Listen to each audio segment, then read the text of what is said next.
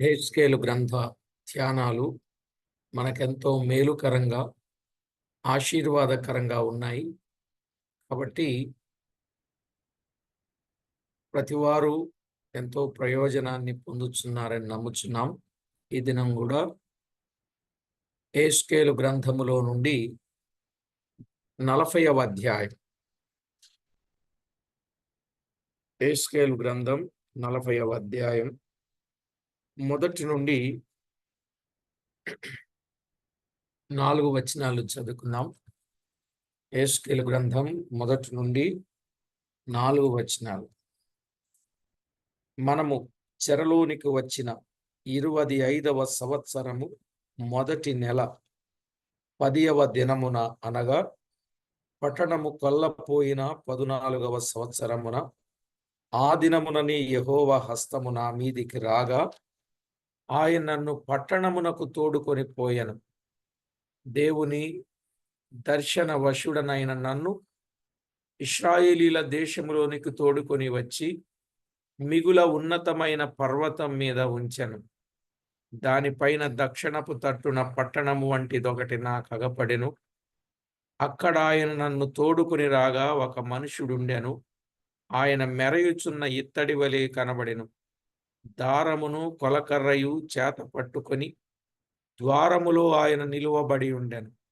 ఆ మనుషుడు నాతో ఇట్లనెను, నరపుత్రుడా, నేను నీకు చూపుచున్న వాటన్నింటినీ కన్నులారా చూచి చెవులారా విని మనసులో ఉంచుకొని, నేను వాటిని నీకు చూపుటకై నీవిచ్చటికి తేబడితివి. నీకు కనబడు వాటినన్నింటినీ ఇశ్రాయేలీలకు తెలియజేయును. చదవబడిన ఈ లేఖన భాగములో నుండి దేవుడు మనతో పేటగా సూటిగా మాట్లాడునట్లు ప్రార్థన చేద్దాం. సమస్తమునకు ఆధారభూతుడవైన మా తండ్రి, సర్వవ్యాపి అయి ఉన్నవాడా, మీకు స్తోత్రములు. ఎన్నటెన్నటికీ మీ మందిరమునకు పరిశుద్ధతయే అనుకూలముగా చేయువాడా, మీకు స్తోత్రములు. మీ శాసనములు ఎన్నడూ తప్పిపోయేవి కావు. మీ ఆజ్ఞలు, కట్టడలు, విధులు చేపట్టిన ఎడల వారి భవిష్యత్ దినాలు దీవెనకరముగా చేయువాడా, మీకు స్తోత్రములు చెల్లిస్తున్నాం. మా ప్రభువా, ఎంతో శ్రేష్ఠుడవు, మహిమగలవాడవు. హస్తకృతములైన ఆలయములలో నివసించువాడవు కాకపోయినా, మీ జనుల మధ్య మీరు నివసించుటకు మీరు ఇష్టపడిన దేవుడవైనందుకు స్తోత్రములు. ఎక్కడ 2-3 కూడినా వారి మధ్య ఉంటానని వాగ్దానము చేసిన మా ప్రియ ప్రభుడవు. మా దేవా, మీ మందిరపు అనుభవము కలిగిన వారు కృపాక్షేమముల చేత, మేలు చేత తృప్తిపరచబడుదురు. ఇలాంటి శ్రేష్టమైన అనుభవాలలో మమ్మను నడిపించుచూ ఉన్నందుకు స్తోత్రం. సారిసారికి, మాటి మాటికి, ప్రతి విషయములో, ప్రతి నిమిషములో మీరు మమ్మను కాపాడుచు, మీ వాక్యపు వెలుగులో మీ ప్రసన్నత మేము అనుభవించున్నట్లు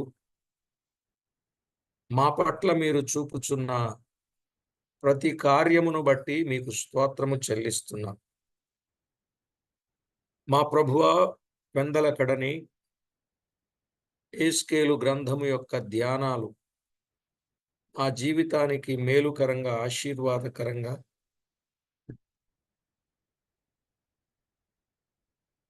దిద్దుబాటుకరంగా, దీవెనకరంగా చేయడానికి మీరు ఇష్టపడి అందిస్తున్న సమస్తమైన క్షేమమంతటిని బట్టి మిమ్మును స్తుతిస్తున్నాం. మా ప్రభువా, మా దేవా, అన్ని విషయాలలో మమ్మును మీరు బలపరచి నడిపించమని కోరుచు వాక్యమై ఉన్న యేసు క్రీస్తు నామమున వేడుచున్నాము తండ్రి. ఆమేన్. ప్రభునందు ప్రియులారా, పరిశుద్ధ గ్రంథమైన బైబిల్లో ఏస్కేలు గ్రంథములో ఎన్నో చక్కని అమూల్యమైన సత్యాలు మనం వింటున్నాం. గత వర్తమానంలో కూడా మనం ఒక మాట విన్నాం కదా. 40వ అధ్యాయము నుండి 48 అధ్యాయాలు, అవి మనకెంతో శ్రేష్టమైన సంగతులను మనం చూస్తాం. ఈ 40 నుండి 48 అధ్యాయాలలో వెళ్ళిపోయిన మహిమ తిరిగి వచ్చి దేవుని మందిరము నింపుట అనే విషయాన్ని చూస్తాం కదా, చెప్పుకున్నాం. ఈ 40వ అధ్యాయములో ముఖ్యంగా దేవాలయ ఆవరణములు కనబడతాయి. దేవాలయ ఆవరణములు దాదాపుగా ఈ 40వ అధ్యాయంలో 49 వచనాలు ఉన్నాయి. 49 వచనాలు. ఈ 49 వచనాలలో 7 భాగాలుగా దాదాపు చేయొచ్చు. 49 వచనాలు 7 భాగాలుగా మనము చేసుకోవచ్చు. 1 నుంచి 4 వచనాలలో పీఠిక, 1 నుంచి 4 వచనాలలో పీఠిక, 5 నుండి 16 వచనాలలో తూర్పు గుమ్మం, 5 నుండి 16 వచనాలు తూర్పు గుమ్మం,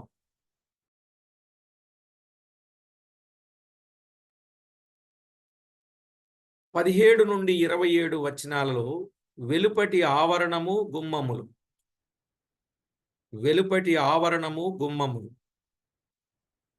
28 నుండి 37 వచనాలు, 28 నుండి 37 వచనాలు లోపటి ఆవరణము గుమ్మములు, లోపటి ఆవరణము గుమ్మములు. ఇక 38 నుండి 43 వచనాలు, 38 నుండి 43 వచనాలు బలి పశువులను వధించు బల్లలు, బలి పశువులను వధించు బల్లలు. 44 నుండి 46 వచనాలు యాజకుల కావలి గదులు, 44 నుండి 46 వచనాలు యాజకుల కావలి గదులు. 47 నుండి 49 వచనాలు బలిపీఠము మంటపము, బలిపీఠము మంటపం. ఇలాగున 49 వచనాలు 7 భాగములుగా చేసుకొని మనము ఒక్కొక్క భాగాన్ని జాగ్రత్తగా ధ్యానం చేస్తే ఎన్నో విషయాలు మనకు అర్థమవుతాయి. ఎన్ని భాగాలు చేసుకున్నాం? 7 భాగాలు. పీఠిక, తూర్పు గుమ్మం, వెలుపటి ఆవరణము గుమ్మములు, లోపటి ఆవరణము గుమ్మములు, బలి పశువులను వధించు బల్లలు, యాజకుల కావలి గదులు, బలిపీఠము మంటపము. ఈ 1 నుంచి 4 వచనాలలో మనము చదువుకున్నప్పుడు ఏస్కేలు చెరలోనికి వచ్చిన 25వ సంవత్సరము మొదటి నెల 10వ దినమున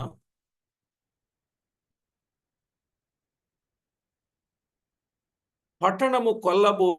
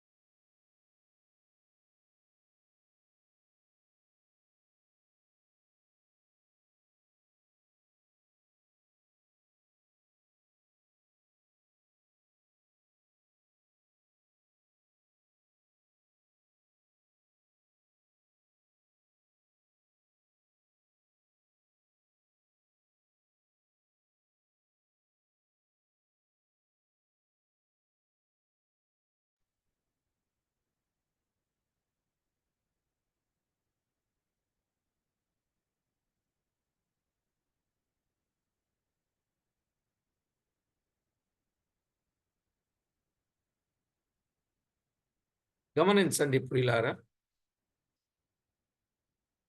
క్రీస్తు పూర్వం 597లో ఈయన చెరలోనికి వెళ్ళాను. చెరలోనికి వెళ్ళినప్పుడు ఏస్కేలు వయసు 25 సంవత్సరములు. ఏస్కేలు చెరలోనికి వెళ్ళినప్పుడు 25 సంవత్సరములు. చెరలోకి వెళ్ళిన 5 సంవత్సరాలకు ఆయన వయసు 30 సంవత్సరాలు. చెరలోనికి వెళ్ళిన ఆయన వయసు 30 సంవత్సరాలు. ఈ 30 సంవత్సరములలో మొదటి దర్శనము కలిగింది. 30 సంవత్సరాలలో ఈయనకి మొదటి దర్శనము కలిగింది. మొదటి అధ్యాయం 1 నుండి 3 వచనాలు. మొదటి అధ్యాయం 1 నుండి 3 వచనాలు. అలాగైతే ఇప్పటికీ ఆయన వయసు 50 సంవత్సరములు. ఇప్పటికీ ఆయన వయసు 50 సంవత్సరములు. ఏస్కేలు ఇచ్చిన ఆఖరి వర్తమానం 27వ సంవత్సరం. ఏస్కేలు ఇచ్చిన ఆఖరి వర్తమానం 27వ సంవత్సరం. 29వ అధ్యాయం 17వ వచనంలో ఆ మాట మనం చూడగలం. 29:17. 27వ సంవత్సరము మొదటి నెల మొదటి దినమున యెహోవా వాక్కు నాకు ప్రత్యక్షమై ఈలాగు సెలవిచ్చెనని ఆయన వర్తమానం ప్రారంభించినట్లుగా మనము చూస్తాం. 27వ సంవత్సరమున అంటే 27వ సంవత్సరమున ప్రారంభించి 52 సంవత్సరముల వరకు ఆయన ప్రవచించుచూ వచ్చెను. ఆయన ప్రవచించుచూ వచ్చాడు. అర్థమైందండి? ఆయన ప్రవచించుచూ వచ్చాను. అనగా ఈ దర్శనము కలిగిన తరువాత మరి 2 సంవత్సరముల వరకు ఆయన చెప్పిన ప్రవచనములు ఈ గ్రంథములో వ్రాయబడినది. ఈ దర్శనము కలిగినది క్రీస్తు పూర్వం 572 సంవత్సరమై ఉన్నది. ఈయనకు దర్శనం కలిగింది ఎప్పుడు? క్రీస్తు పూర్వం 572వ సంవత్సరం. దీనికి ముందటి ప్రవచనమును దీనికి మధ్య 13 సంవత్సరాలు గడిచాయి. ముందు చెప్పిన ప్రవచనానికి దీనికి మధ్య 13 సంవత్సరాలు గడిచిపోయాయి. యెరూషలేము పడిపోయి 14 సంవత్సరాలు అయినవి. యెరూషలేము పడిపోయి 14 సంవత్సరాలు అయ్యాయి. ఏస్కేలు మధ్య గడచిన ఈ 13 ఏండ్లు ఏం చేయుచున్నాడో మనకు తెలియదు. ఈ 13 ఏండ్లు ఆయన ఏం చేశాడో మనకు తెలియదు. ఎందుకంటే లేఖనాల ఆధారమే కదా మనకి ఏదైనా. తెలియదు. 36, 37 అధ్యాయాలలో 36, 37 అధ్యాయాలలో మెస్సియా రాజ్యాన్ని గురించి ఆయన ప్రవచించినట్లుగా ఇశ్రాయేలీల పరిస్థితులు, ఇశ్రాయేలీలలో ఆ రాజ్యములో ఎట్లుందురో వారి దేవాలయపు ఆరాధనలు, రాజుకును యాజకులకును ఉండు బంధుత్వము, మొదటి వైభవములను గూర్చి యోచించును. అర్థమైందండి? 36, 37 అధ్యాయాల్లో మెస్సియా రాజ్యమును గూర్చి తాను ప్రవచింపగా ఇశ్రాయేల్ రాజ్యములో ఎట్లుందురో వారి దేవాలయపు ఆరాధనలు, రాజుకును యాజకులకును ఉండు బంధుత్వము, మొదటి వైభవమును గూర్చిన సంగతులు యోచిస్తారు. ఆనందభరితుడై ఉండు కాలమున ఈ భాగములు దర్శనమునకు కలిగి ఉండవచ్చు. ఈ దర్శనమందు ఇశ్రాయేలీలు పొందిన విధమును మాత్రమే వారు రక్షణ నిత్యము అనుభవించుచున్న యొక్క ప్రజగా ఆయన వారిని వర్ణించుచున్నాడు. దాన్ని ఏమంటారంటే మెస్సియా యుగము అంటారు. దాన్ని ఏమంటారు? మెస్సియా యుగం. మళ్ళా చెప్తున్నా, ఈ దర్శనమందు ఇశ్రాయేలీలు పొందిన విధమును మాత్రమే వారు రక్షణ నిత్యము అనుభవించుచున్న యొక్క ప్రజగా ఆయన వర్ణించుచున్నాడు వారిని. అది ఏ మెస్సియా యుగము. వీటికంటే మరి చరిత్ర కొంత అర్థమవుతుంది. హెస్కేలు ఈ అధ్యాయములో ఇశ్రాయేలీల మత సంబంధమైన జీవితమును గురించి విశేషంగా తెలిపాడండి. ఇశ్రాయేలీల మత సంబంధమైన జీవితమును గురించి విశేషంగా తెలిపాడు. ఆ దినముననే యెహోవా హస్తము నా మీదికి రాగా ఆయన నన్ను పట్టుకొని పట్టణమునకు తోడుకొని పోయెను అన్నాడు. ఇశ్రాయేలుల దేశములోనికి తోడుకొని వచ్చి మిగుల ఉన్నతమైన పర్వతము మీద ఉంచెను అని అన్నాడు. మిగుల ఉన్నతమైన పర్వతము మీద ఉంచెను. 2వ వచనం. ఉన్నతమైన పర్వతం మీద ఉంచాడు. నిజమే, భక్తులను దేవుడు కొన్నిసార్లు పర్వతముల మీదకు తీసుకొని వెళ్ళి ఆయన మహిమను చూపినట్లుగా మనం ఎరుగుదుం. మోషేను పర్వతానికి తీసుకొని వెళ్ళాడు. ఏ పర్వతం అది?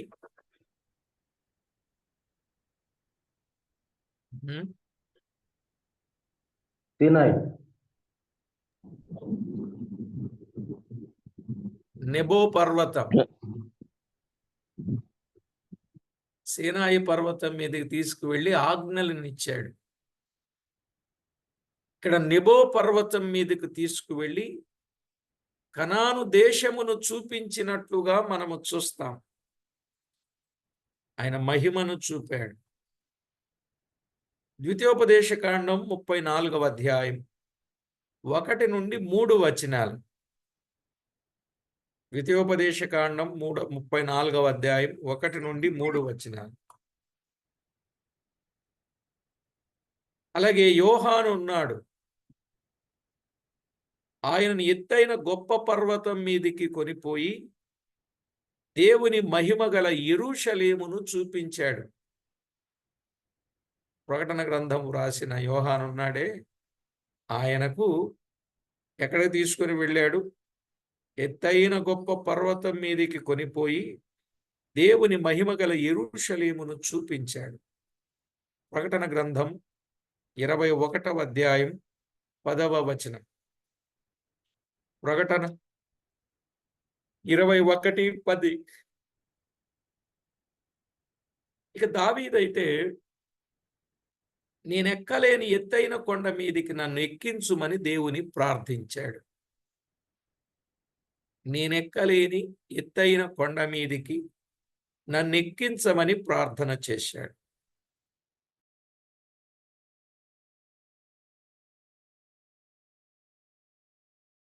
వ 61వ కీర్తన 2వ చరణం. 61:2. ఇది ఆత్మీయ భావం. అలాగే దేవుడు యెహోషువను పైకెత్తి అందరికీ చూపించాడు. యెహోషువను పైకెత్తి అందరికీ చూపించాడు. యెహోషువ గ్రంథం 3వ అధ్యాయం 7వ వచనం, 4వ అధ్యాయం 4వ వచనం. యెహోషువ 3:7, యెహోషువ 4:4.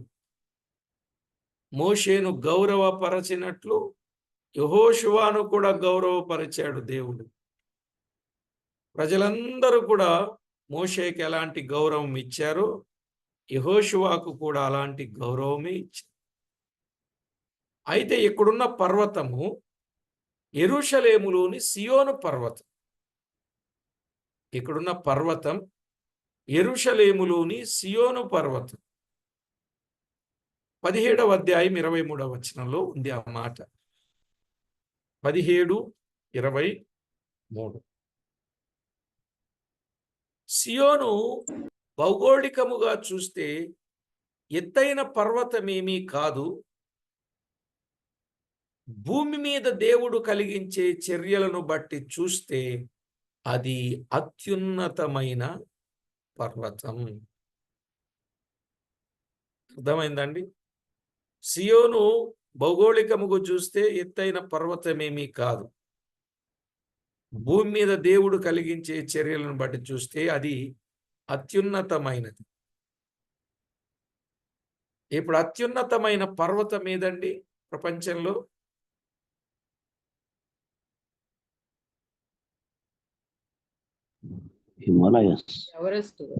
హిమాలయాలు. ఏమన్నా హిమాలయాలు కాదన్నా, ఎవరెస్ట్ శిఖరం. ఈ ఎవరెస్ట్ శిఖరం ఎక్కడుందండి?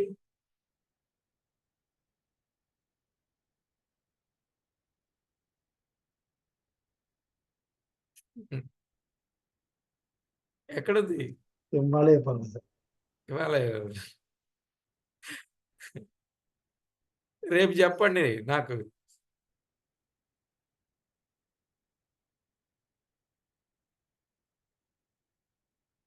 విచ్ ప్లేస్ ఇన్ ఎవరెస్ట్ ఎక్కడుందో చెప్పండి. అయ్యో, చాలా మనకు దగ్గరలోనే ఉంది. సరే, రేపు కనుక్కొని చెప్పండి, తెలుసుకొని చెప్పండి.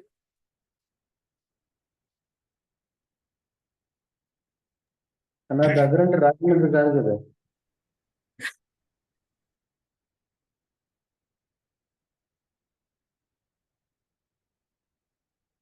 అనుకుంటున్నారా? మనకు దగ్గర అంటే అది మీకు దగ్గర కావచ్చు కదా, హైదరాబాద్ అనుకోవచ్చు కదా. మనకన్నాను.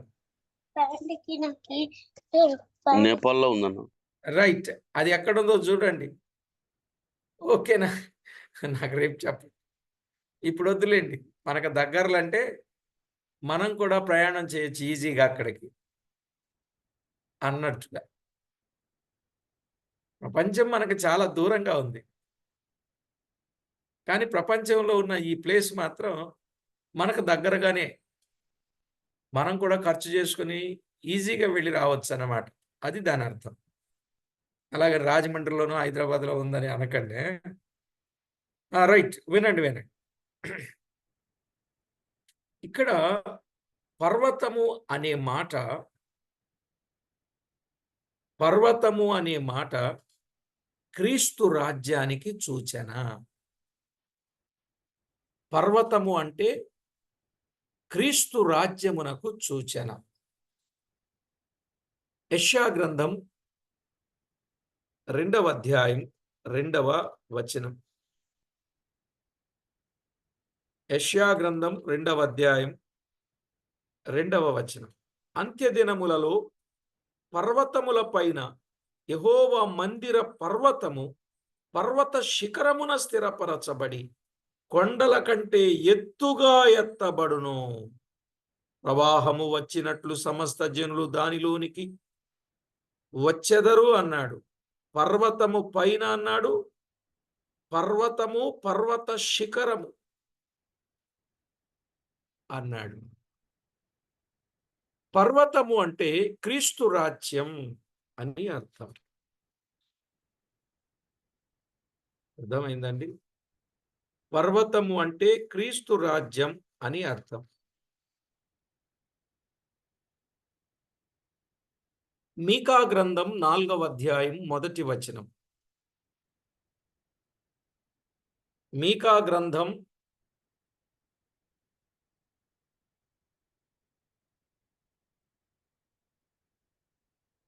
4వ అధ్యాయం 1వ వచనం. అంత్యదినములలో యెహోవా మందిర పర్వతం పర్వతముల శిఖరమున స్థిరపరచబడి కొండల కంటే ఎత్తుగా ఎత్తబడగా ప్రవాహము వచ్చినట్లు జనులు దానిలోనికి వత్తురు. ఈ 2 వచనాల ఆధారంగా పర్వతము అంటే క్రీస్తు రాజ్యం. ఇంకొక మాట కూడా మనకు తెలుసు.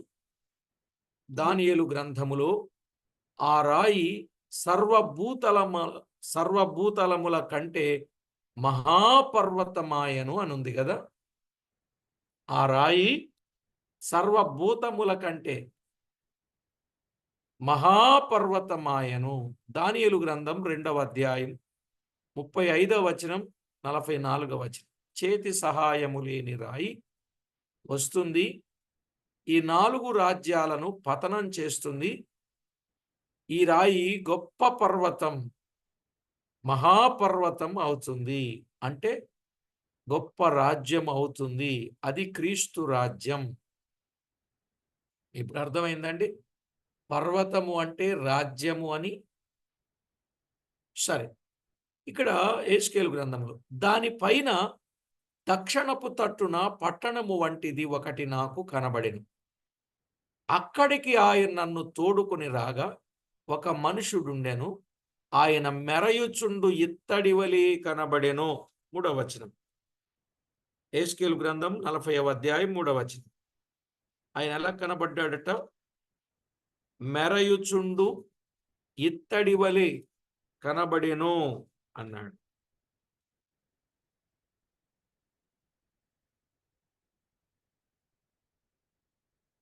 ఇత్తడి వలె కనబడెను. ఈ మనుషుడు దూత అని కొందరి అభిప్రాయం. ఈ మనుషుడు దూత అని కొందరి అభిప్రాయం, క్రీస్తే అని మరికొందరి అభిప్రాయం. క్రీస్తే అని మరికొందరి అభిప్రాయం. 43వ అధ్యాయం 6-7 వచనాలలో 43వ అధ్యాయం 6-7 వచనం. మందిరములో నుండి ఒకడు నాతో మాట్లాడినట్టు నాకు శబ్దము వినబడిన. అప్పుడు నా యొద్ద నిలిచిన వాడు నాతో ఇట్లనెను, నరపుత్రుడా, ఇది నా గద్దె స్థలము, నా పాదపీఠము. ఇక్కడ నేను ఇశ్రాయేలీల మధ్య నిత్యమును నివసించెదను. వారికను జారత్వము చేసి తమ రాజుల కళేబరములకు ఉన్నత స్థలములను కట్టి తామైనను తమ రాజులైనను నా పరిశుద్ధ నామమును అపవిత్రపరచకయుందురు. నాకును వారికి నీ మధ్య గోడ మాత్రముంచి అని ఇక్కడున్న ఈ మాటను బట్టి చూస్తే, ఇక్కడ క్రీస్తే ఆ మెరయుచుండు ఇత్తడి వలె కనబడినటువంటి ఆయన అని అర్థమవుతుంది.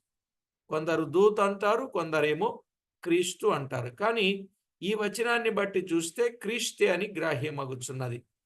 అలాగే 43వ అధ్యాయం 3వ వచనం, ఆయన మెరయుచున్న ఇత్తడి వలె కనబడ్డాడు అంటే అది దానియేలు గ్రంథములో 10వ అధ్యాయం 5-6 వచనాలలో ఏమనుంది? 10వ అధ్యాయం 5-6 వచనాలు. నేను కన్నులెత్తి చూడగా నారబట్టలు ధరించుకుని ఉన్న ఒకడు కనబడెను. అతడు నడుమున మేలిమి బంగారు నడుకట్టు కట్టుకొని ఉండెను. అతని శరీరము రక్తవర్ణపు రాతి వంటిది, అతని ముఖము మెరుపు వలె ఉండెను. అతని కన్నులు జ్వాలామయమైన దీపములను, అతని భుజములను పాదములను తళతళలాడు ఇత్తడిని పోలి ఉండెను. అతని భుజములను పాదములను తళతళలాడు ఇత్తడిని పోలి ఉండెను. సహజంగా ఇత్తడి అంటే తీర్పుకు గుర్తు, వెండి అంటే విమోచనకు గుర్తు, బంగారము అంటే రాజరికానికి గుర్తు. అర్థమైందండి? కానీ ఇక్కడ ఇత్తడి వలె కనబడినది ఎవరు అని అన్నప్పుడు ఆయన ప్రభువైన క్రీస్తు అని మనం గమనిస్తాం. అందుకే ఈ 40వ అధ్యాయములో క్రీస్తు ప్రభువును చూపించాల్సి వస్తే దేవాలయమైన క్రీస్తు అని ఆయన్ను మనము పరిచయం చేయొచ్చు. దేవాలయమైన క్రీస్తు అని. ప్రకటన గ్రంథం 1వ అధ్యాయం 15వ వచనంలో కూడా మనము చూడవచ్చు. ప్రకటన గ్రంథం 1:15లో ప్రభువును గూర్చిన వర్ణన ఎంతో విశేషంగా మనము చూస్తాం. ఆయన పాదములు కొలిమిలో పుటము వేయబడి మెరయుచున్న అపరంజితో సమానమై ఉండెను అన్నాడు కదా. ఇక ఆయనను గూర్చిన వర్ణన ఎంతో విశేషమైనది. సరేలే, మనం చూచినట్లు దా యెహెజ్కేలు గ్రంథం 40వ అధ్యాయం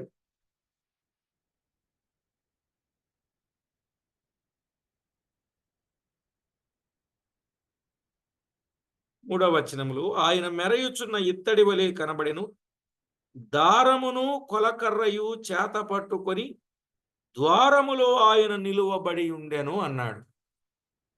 దారమును కొలకర్ర చేత పట్టుకొని ఆయన ఎక్కడ నిలబడ్డాడు? ద్వారములో నిలువబడి ఉండెను. అవును, కొన్నిసార్లేమో దూతలు భక్తులకు కనబడ్డారు. కొన్నిసార్లు భక్తులకు దూతలు కనబడ్డారు, దర్శనమును వివరించారు. దూతలు ప్రత్యక్షమై వివరణ చెప్పేది కూడా వాస్తవమే. దూతలు ప్రత్యక్షమై వివరణ చెప్పిన మాటలు కూడా వాస్తవమే. జకర్యా గ్రంథం 1వ అధ్యాయం 19వ వచనం. జకర్యా గ్రంథం 1వ అధ్యాయం 19వ వచనం, అలాగే 2వ అధ్యాయం 3వ వచనం, 2వ అధ్యాయం 3వ వచనం, 4వ అధ్యాయం 1వ వచనం. ఇవన్నీ జకర్యా గ్రంథంలో మనం చూడవచ్చు. అలాగే ప్రకటన గ్రంథం 22వ అధ్యాయం 8వ వచనంలో కూడా దూత చెప్పిన మాట మనము చూడవచ్చు కదండి. దూత చెప్పిన మాట, యోహానను నేను ఈ సంగతులను వినినవాడను చూచినవాడను, నేను విని చూచినప్పుడు వాటిని నాకు చూపుచున్న దూత పాదముల ఎదుట నమస్కారము చేయుటకు సాగిలపడగా. ఇక్కడ దూత అనే మాటలు చూస్తున్నాం కనుక యెరూషలేము మందిరమును కొలుచుటకు దూతలు కనబడినది వాస్తవమే. యెరూషలేము మందిరాన్ని కొలవటానికి ఎవరు కనపడ్డారు? దూతలు కనబడ్డారు. కానీ ఇక్కడ ఆయన క్రీస్తు కనబడ్డాడు. దూతలు కనబడిన మాటలు వాస్తవమే. జకర్యా గ్రంథములో 2వ అధ్యాయం 1వ వచనం, 2వ వచనం.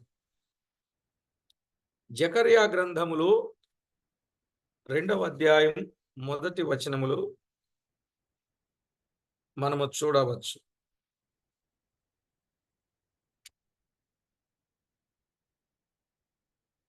మరియు నేను తేరి చూడగా కొలనూలు చేతబట్టుకుని నీవు ఇక్కడ నాకు కనబడిను, నీవెక్కడికి పోవచ్చున్నావని నేను అతను అడుగగా అతడు యెరూషలేము యొక్క వెడల్పును పొడుగును ఎంతైనది కొలిచి చూడబోవుచున్నాను అన్నాడు. దేవాలయమును కొలిచే పని దూత చేసినట్లుగా మనము చూడగలం. అలాగే ప్రకటన గ్రంథం 11వ అధ్యాయం 1-2 వచనాలలో కూడా మనము చూస్తే దూత చేతికి కొలకర్ర వంటి కొలకర్ర ఇస్తే ఆ కొలకర్ర చేత లెక్క వేసినట్లు, ఎవరిని? దేవాలయములో పూజించు వారిని అందరినీ లెక్క వేసినట్లుగా ఉన్నది. దేవాలయములో పూజించిన వారిని లెక్క వేసిన సందర్భం మనకు అక్కడ కనబడుతుంది. కాబట్టి దూతలు లెక్క వేసిన మాట వాస్తవమే. అయితే ఇక్కడ కనబడినది క్రీస్తు అని కొందరి అభిప్రాయం. ఈ గ్రంథములో క్రీస్తు 7 విధములుగా కనబడుచున్నాడు. యెహెజ్కేలు గ్రంథములో క్రీస్తు 7 విధములుగా కనబడుచున్నాడు. అది ఈ గ్రంథము యొక్క పీఠికలో మనము చూడవచ్చు. ఈ గ్రంథము యొక్క పీఠికలో మనము చూడవచ్చు. ఆయన వచ్చి సమస్తమును చూచి దాని భారము భరించును అని వ్రాయబడింది. యెహెజ్కేలు గ్రంథానికి ప్రకటన గ్రంథానికి సంబంధం ఉంది కదా. ప్రకటన గ్రంథం 10వ అధ్యాయం 1-4 వచనాలు. ఆయన వచ్చి సమస్తమును చూచి దాని భారమును భరిస్తాడు.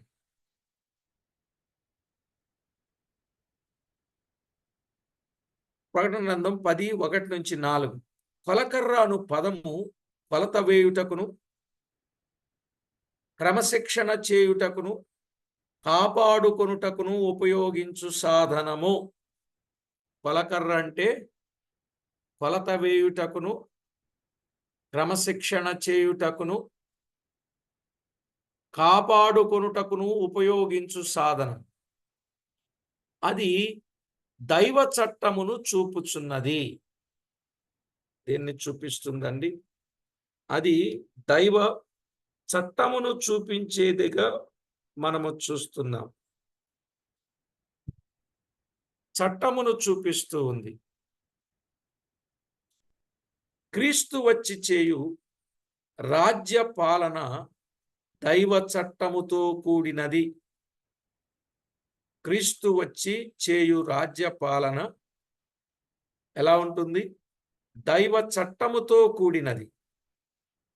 ఈ దినములలో దేవుని ప్రజలమైన మనము దైవ చట్టమునకు దేవుని కొలతలకు సరిపోయే వారముగా జీవించాలి. కావండి, దైవ చట్టమునకు దేవుని కొలతలకు సరిపోయే జీవితం మనము జీవించాలి. సరిగా చూచుకొనుచు వాక్యానుసారముగా జీవించుట అనేది గొప్ప ప్రయోజనకరం. అవును కదా, గొప్ప ప్రయోజనకరం. కీర్తన 119:9 చెప్పబడినట్లు, కీర్తన 119:9 యాకోబు 1:22 చెప్పబడినట్లు వాక్యమును విని ఆ ప్రకారంగా జీవిస్తే మనలను మనం మోసపుచ్చుకొనకుండా ఉండగలం అనే విషయాన్ని అక్కడ చెప్పాడు. ఆ మనుషుడు నాతో ఇట్లన్నాడని యెహెజ్కేలు మాట్లాడుతున్నాడు. ఆ మనుషుడు నాతో ఇట్లనెను, నరపుత్రుడా, నేను నీకు చూపుచున్న వాటన్నింటినీ కనులారా చూచి చెవిలారా విని మనసులో నుంచుకొని అన్నాడు. 4వ వచనం కదండి, 4వ వచనం చూడండి. ఆ మనుషుడు నాతో ఇట్లనెను, నరపుత్రుడా, నేను నీకు చూపుచున్న వాటినన్నింటినీ కనులారా చూచి చెవిలారా విని మనసులో ఉంచుకొనుము. నేను వాటిని నీకు చూపుటకై నీ విచ్చటికి తేబడితివి. నీకు కనబడిన వాటినన్నింటినీ ఇశ్రాయేలీయులకు తెలియజేయుము.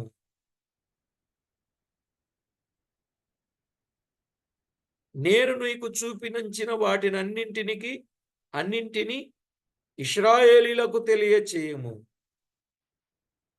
ఈ సంగతులేమి అని మనం వింటే ఇవి మందిరమును గూర్చిన సంగతులే. ఈ సంగతులు ఏంటని మనము అనుకుంటే ఇవి మందిరమును గూర్చిన సంగతులే. ప్రియులారా, తెలియజేయమన్న సంగతులు మందిరమును గూర్చిన సంగతులు. 43వ అధ్యాయం 10వ వచనాన్ని చదువుదాం. కాబట్టి నరపుత్రుడా, ఇశ్రాయేలీయులు తాము చేసిన దోషములను బట్టి సిగ్గుపడినట్లు ఈ మందిరమును వారికి చూపించుము. వారు దాని వైఖరిని కనిపెట్టవలెను. ఇశ్రాయేలీయులు తాము చేసిన దోషములను బట్టి సిగ్గుపడినట్లు ఈ మందిరమును వారికి చూపించుము. వారు దాని వైఖరిని కనిపెట్టవలెను అన్నాడు. అవును కదా. ఇర్మియా గ్రంథం 26వ అధ్యాయం 2వ వచనాన్ని కూడా చదివితే, ఇర్మియా గ్రంథం 26:2 యెహోవా ఆజ్ఞ ఇచ్చునదేమనగా,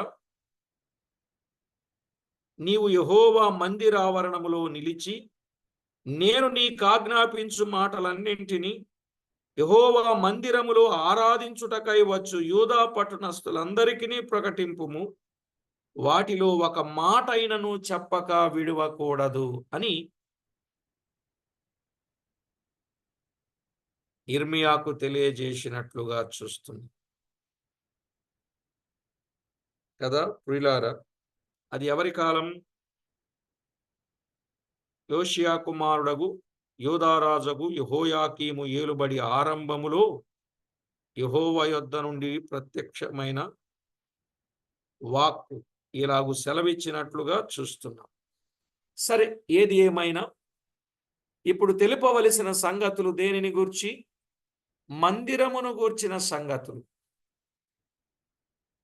నిజమే ప్రియులారా, ఎజ్రా కూడా దైవ గ్రంథమును పరిశోధించుచు దాని ప్రకారము నడుచుకొనుటకును ఇశ్రాయేలీలకు ఆ కట్టడలు నేర్పుటకును బోధించుటకును నిశ్చయము చేసుకునినట్లుగా మనము చూడగలం. ఎజ్రా గ్రంథం 7వ అధ్యాయం 10వ వచనం. మందిరమును గూర్చిన విషయాలు, దేవుని గ్రంథమును పరిశోధించుటకును దాని ప్రకారము నడుచుకొనుటకును ఇశ్రాయేలీలకు ఆ కట్టడలను నేర్పుటకును బోధించుటకును నిశ్చయించుకున్నాడు. 7:10. అలాగే ఆ వరుసలు క్రొత్త నిబంధనలో పౌలు కూడా ప్రయోజనకరమైనదేది దాచుకొనక బహిరంగముగా దేవుని సంకల్పమంతయు తెలియజేశాడు. అవును కదా, దేవుని సంకల్పమంతా తెలియచేశాడు. అపోస్తల కార్యాలు 20వ అధ్యాయం 21వ వచనం 27వ వచనం. ప్రయోజనకరమైనదంతా ఏది కూడా దాచుకోలేదు. అందుకే ఎఫెసునకు మిలేతు పెద్దలను పిలిపించి వారి ఎదుట తాను ఎలాగూ ప్రయోజనకరమైన దేవుని వాక్యం విషయంలో ఆయన ఎలా ఉన్నాడో వారికి వివరించినట్లుగా చూస్తాం. కనుక నేడు మనము కూడా ప్రార్థనాపూర్వకంగా దేవుని గ్రంథాన్ని పఠించి దైవ సత్యాలు తెలుసుకొని అలాగూ ప్రవర్తిస్తూ దైవ సత్యాలు అందరికీ ప్రకటించవలసిన వారమై ఉన్నాము. అర్థమైందండి? మనం కూడా ఏం నేర్చుకోవాలి? దైవ సత్యాలు నేర్చుకోవాలి, దైవ సత్యాలు తెలుసుకోవాలి, నేర్చుకోవాలి, ఆ ప్రకారంగా ప్రవర్తించాలి. దైవ సత్యాలు అందరికీ నేర్పించాలి, ప్రకటించాలి. అదే చెప్తా ఉంటాను నేను. వాక్యం నేర్చుకోవాలి, వాక్యం నెమరు వేయాలి, వాక్యము నెరవేర్చాలి, వాక్యము నేర్పించాలి. అవునండి, వాక్యం నేర్చుకోవాలి, వాక్యాన్ని నెమరు వేయాలి, వాక్యాన్ని నెరవేర్చాలి, వాక్యాన్ని నేర్పించాలి. అలాగున మనమందరము చేయాలి. మనము నేర్చుకున్న ప్రతిదీ మన వరకే కాకుండా ఇతరులు కూడా మేలు పొందగలుగునట్లు ఆ కార్యమును మనము చేయాలి. ఎందుకంటే దేవుని వాక్యములో వ్రాయబడిన సంగతులు, మందిరమును గూర్చిన సంగతులే. వాటిని గూర్చి యోచన చేసేటట్లుగా మనం ఉండాలి. ఆ మాటలన్నింటినీ మన హృదయములో ఏం చేసుకోవాలి? భద్రము చేసుకోవాలి. చెప్తారా? దేవుని వాక్యమును మన హృదయములో భద్రము చేసుకోవాలి. అప్పుడు మనలో నుండి ఏమొస్తాయి? ఆవలింతలు వస్తాయి. ఏమొస్తాయి? కాని మాటలు వస్తాయి. ఏమొస్తాయి? ఏమండి? కణుగులు గొణుగులు వస్తాయి. ఏమొస్తాయి? జీవధారణ. ఆహా, నిందలు వస్తాయి, నేరాలు వస్తాయి కదా? నో. దేవుని వాక్యాన్ని మన హృదయంలో భద్రంగా కాపాడుకుంటే వాని హృదయములో నుండి జీవధారలు వస్తాయి. ఇప్పుడు మనము నోరు విప్పితే, నోరు తెరిస్తే ఏమొస్తాయి చెప్పండి? ఏం రావాలండి? జీవధారలే రావాలి. నిజం చెప్పండి, మన లోపల నుండి జీవధారలు వస్తున్నాయా, మరే దారలన్నా వస్తున్నాయా?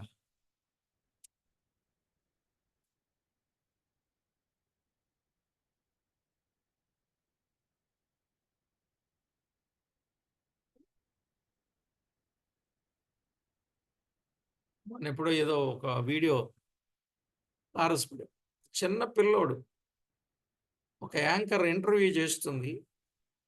ఆ పిల్లోడు ఫేమస్ అయ్యాడంట. వాడు ఒక యూట్యూబర్ ఫేమస్ అయ్యాడండి. నువ్వు ఎలా ఫేమస్ అయ్యావు అని అడుగుతుంటే ఆడు బూతులు ఆడి ఫేమస్ అయ్యాడంట. చిన్న పిల్లోడు బూతులు ఆడి ఫేమస్ అయ్యారా? బూతులాడితే కూడా ఫేమస్ చేస్తుంది లోకం. అంటే బండ బూతులు అన్నమాట వాడు ఆడింది. అందువల్లట అంటే అలా కూడా ఉన్నారన్నమాట. కానీ ఈరోజు మనం ఫేమస్ అవ్వాల్సింది దేని ద్వారా? అసలు మనం ఫేమస్ అవ్వక్కర్లే, మన ప్రభువును ఫేమస్ చేయాలి. పౌలు బర్నబాలు ప్రభు పేరు కొరకు తమ్మును తాము అప్పగించుకొని ప్రభువును గనపరిచారు. అది మనం చేయాల్సిన పని. ఈవేళ లోకంలో మనుషులు ఏదో ఒక రూపంలో ఫేమస్ కావాలని కోరుకుంటున్నారు. మనకెందుకండి ఫేమస్లు?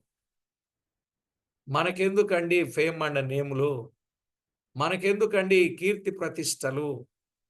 మనకేమీ అవసరం లే. మన ప్రభువుకు తెచ్చే వారంగా మనం ఉండాలి. అర్థమైందండి? అందుకే ఎజ్రా దైవ సత్యాలు వారికి నేర్పించాడు, వారికి బోధించాడు. ఆ విధంగా వారు కష్టపడి పని చేశారు. ఈనాడు మనం ఏం చేస్తున్నామంటే మనం కనపడే ప్రయత్నాలు బాగా చేస్తాం. చెయ్యొచ్చా? చెయ్యొచ్చా? అప్పుడప్పుడు అంటుంటారు కొంతమందిని చూసి, వీళ్ళు చాలా ఓవర్ చేస్తున్నారు వీరు కనపడాలని అని అంటుంటారు. అంటారా? అన్నారా? కొంతమందిని చూసి ఎందుకనరు? ఖచ్చితంగానే ఉంటారు. ఇప్పుడు మాట్లాడడం లేదు, పెదవి విప్పడం లేదు. ప్రియులారా, మన జీవితంలో మనము కనబడే ప్రయత్నం చేయకూడదు. మన ప్రభువును కనపరచాలి, మన ప్రభువును గణపరచాలి. ఒకటే కాన్సెప్ట్. ప్రభువును గణపరచాలి, ప్రభువును కనుపరచాలి. ప్రభువు కనబడాలి, ప్రభువు గణపరచబడాలి. ఏ పాటి వారమండి? అసలు మన జీవితం ఏ పాటు? నేనింత నేనంత అనడానికి ఏమాత్రము అవకాశం లేదు. ఎందుకంటే మనము నిన్నటి వారమే. మన దినములు నీడవలి గతించిపోతా ఉన్నాయి.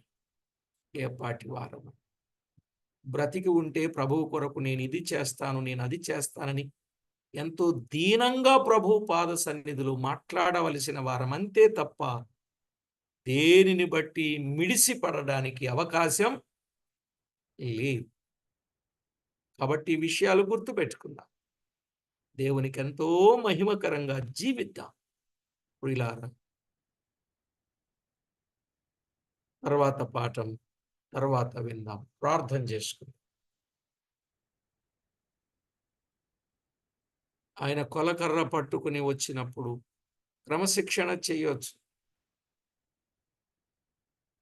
కొలత వేయవచ్చు, కాపాడవచ్చు. అదొక సాధనం. నీపైన నాపైన ఆయన ఏ